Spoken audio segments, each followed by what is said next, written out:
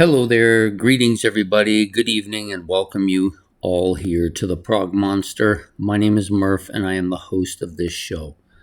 So we're here tonight to do an episode of new prog albums.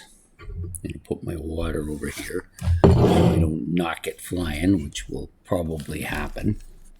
So the album we're going to be doing tonight is from a Norwegian band called Tusmorke. The album is called Balderdom. So for those of you who are new to this band and really haven't explored them before, they're a bit of a experiment in listening to.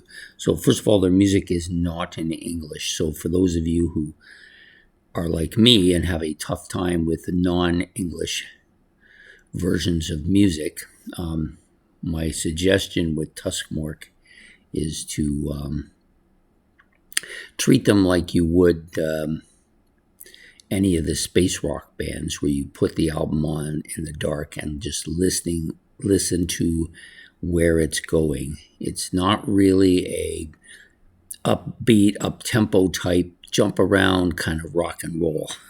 It's not that at all. To me, I would classify these guys as kind of a medieval, kind of folky, little hints of psychedelia and space rock going on here as well, as they like to use a lot of that orchestratal and operatic type sounds to their music as well. I do like these guys a lot, though, I have to admit. I didn't think I would initially. I bought one album and then said I wasn't going to buy any more, and now I have three, and this one will probably make it four when I get it. So, give you the information on the album. Released March the 20th, 2026, about 40 minutes, almost 41 minutes in length, on the Charisma Records label. The band, or the lineup, if you want, consists of Bresla, I'm not going to get this name right, Bresnella, drums, percussion, electric guitar, and intro and outro on track number 5. Kuskin on drums for tracks 1 to 4.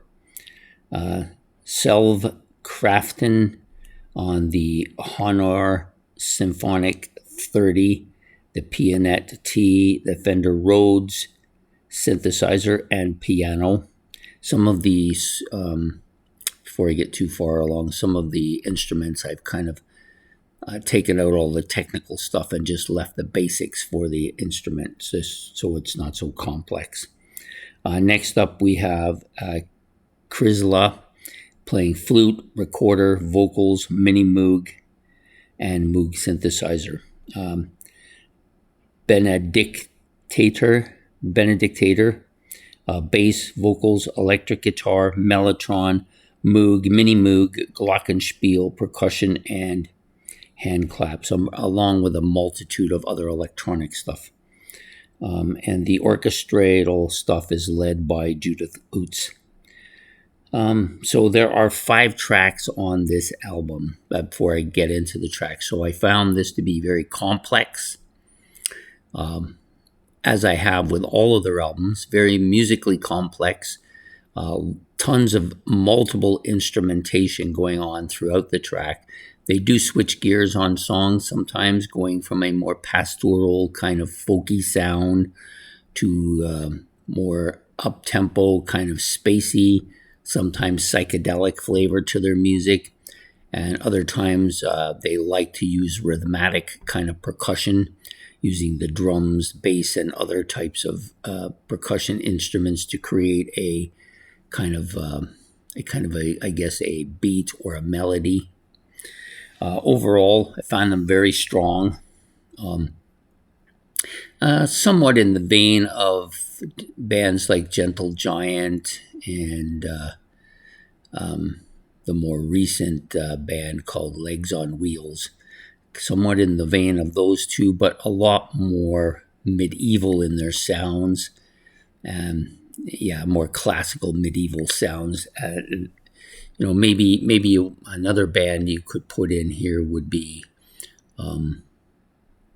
and now I completely forgot the band. It doesn't matter. They have that kind of a medieval sound to their music, which I like quite a bit. So anyways, will break down some of their songs. So I will bastardize the titles of these songs, but I will try to pronounce them as best I can. So you have Svensk Drum, which is the opening song. It's about 4 minutes, a little over 4 minutes in length. Some heavy orchestral sounds here. The vocals are multi-layered sounds, lots of noises, vocal noises. Got a bit of a medieval sound to this song. The whole song kind of has that a little bit. There's a little bit of flute and recorder here. Heavy percussion part mixed in with the flute, and that trying to give the flute as a more forward part with the percussion supporting it. And then you have a vocal part, which is very scrappy, low end, not so clear. And of course, in whatever the language is they speak in Norway, I figure it's Norwegian, so I will go with that. The next track up is called Tres Jolie, or Balderdom, which is the title of the album. The vocals are clearer, higher ranged, and incremental, singing at some point and then stopping and then singing some more. I'm not really sure what he's saying, so I can't tell you what the purpose of that is. Some flute here with some synthesizers and pretty heavy percussion throughout the track, trying to create that kind of rhythmic stuff that I was talking about earlier. Keyboard parts join in throughout the album, giving it a bit of a symphonic sound at times too. Then there's an up-tempo, happy feel with a more pastoral part going on at that point. So this is another pretty good song. Both the songs I like, though. Next song, it starts to grow into that part where I really like it. So you've got Stravinsky. Rerun of Forever is the name of the track. I'm not sure how the Stravinsky fits into that, but I'm sure those of you who with more historical knowledge than myself would be able to point that out. It starts out with this kind of multi-orchestral sound, which it often does with these songs. This one is one of the most like that.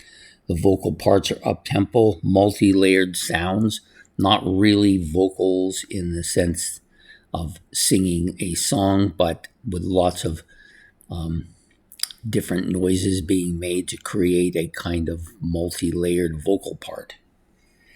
Some percussion noises, some organ and synthesizer sounds kind of take over the back part of this song. You have some heavy emphasis on synthesizer parts as well. And then there's some piano-dominated parts and keyboards together, to both of them playing together, so it's somewhat difficult. It could be just electronic piano in the back, but it sounds more like a keyboard instrument, like a electric keyboard. I guess you could go that, electric piano too. So, yeah, good solid song. I like this song. It's probably my favorite up till this point. The album just it starts out good and just keeps getting better as it goes along. So the next track up is Vivir, Vire et Collective. So let me try to say that again. Vire et Collective. I'm not going to get it. Anyways, this song is another 5-minute song. So the first 4 tracks on the albums are fairly 4 to 6 minute type of range. This one starts out with some percussion with some heavy forward sounds going on, moves into some flute sounds with some nice guitar parts put in there as well, and a drum part that kind of does what they normally like to do with keep that rhythmic feel to the song. The vocals, once again, multi-narrative, multi-layered sounds. The vocals clear, mid-range sound. You've got some, it kind of grows and gets a little bit louder as the song goes along with the keyboards, and then almost passes into a more psychedelic feel to the song. It's almost not really noticeable at first, and then you realize it's more psychedelic. So it kind of builds up and slowly transfers into that sound. There's an operatic part towards the back part, which features both a female, multi-female part and a multi-male parts. How do you put it? The female parts going first and then the male parts, and back and forth. A kind of almost a battle, seems like. So that song, really good as well. So the final track on the album is a little over 20 minutes in length. So it's the epic that so many prog bands like to do. They're doing theirs here.